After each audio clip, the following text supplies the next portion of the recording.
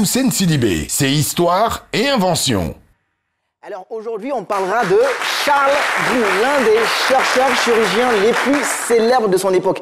Il est né le 3 juin 1904 à Washington, D.C. Il a dédié sa vie aux recherches sur la transfusion sanguine et il a même trouvé une technique innovante pour conserver ce liquide précieux. On va faire un bond dans le passé. Imaginez, nous sommes pendant la Deuxième Guerre mondiale et Hitler avait envahi la Pologne. Vous comprenez? Et à ce moment-là... Hitler à midi. Comment? Hitler à midi. Ça commence bien.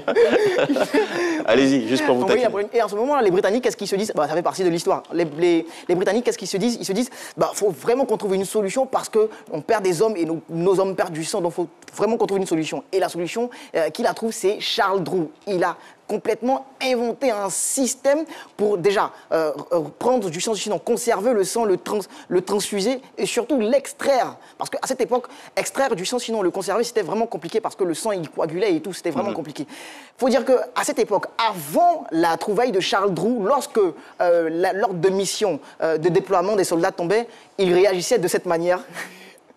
Vous allez adorer.